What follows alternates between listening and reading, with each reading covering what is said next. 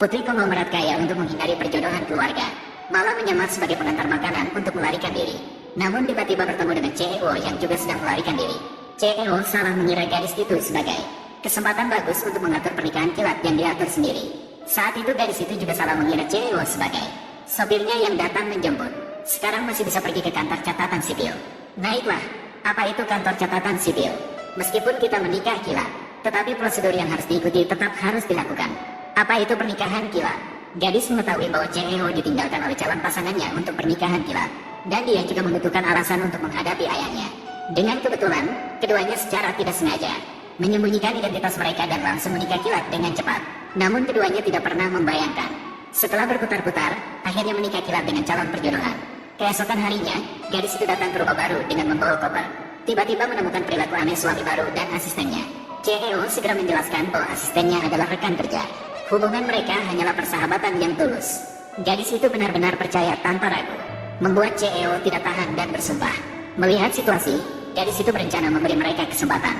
CEO mengira gadis itu hanya seorang pekerja biasa, lalu dia diatur untuk sebuah pekerjaan. Seorang sopir kecil bahkan ingin membantu saya mencari pekerjaan. Dari mana datangnya orang baik besar ini? Gadis itu mendengar ayahnya memberi laporan yang bersemangat kepada direktur. Keesokan harinya, gadis itu datang untuk wawancara di perusahaan direktur. Tidak disangka malah bertemu dengan seorang gadis palsu kaya.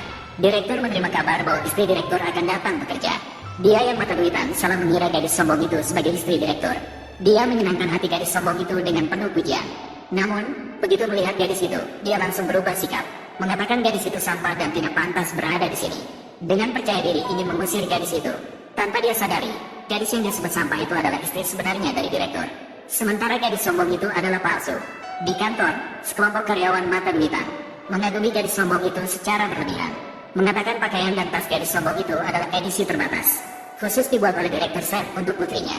Tanpa dia sadari, segala yang dimiliki gadis sombong itu, semuanya dicuri dari villa besar gadis itu.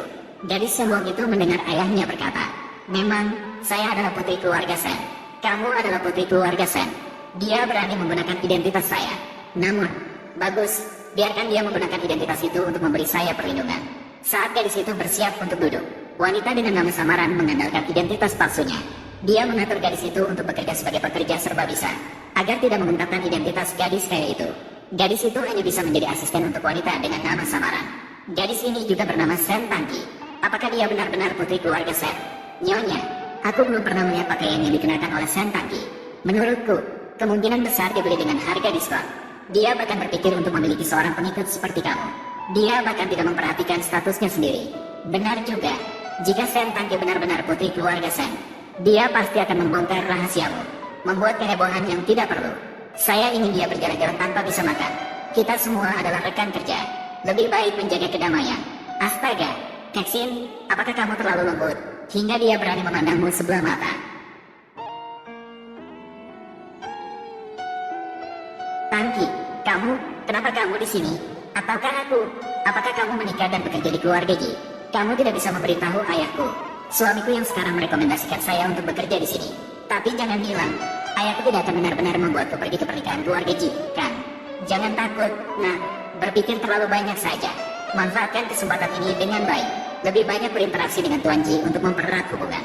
Kamu tahu, apa yang ingin saya kendarai? Kiki akhirnya menyadari, masih ingat membawa kopi untuk hadiah kenangan. Sepertinya aku akan mencari hadiah kenangan hari ini. Itu terlalu berlebihan. Nah, kamu pergi cepat. Aku harus kembali dan menunggu ibumu untuk minum teh bersama. Waktunya makan. Pergi sekarang, cepat. Baiklah, aku pergi sekarang, ayah. Tampaknya itu adalah Tuan Sen. Dia datang hari ini, mungkin untuk masalah kerjasama papan nama Jalan Fosing.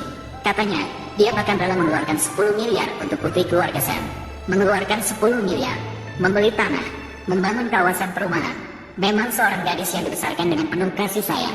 Tidak seperti kamu. Gadis Sen Keksin ini berani melanggar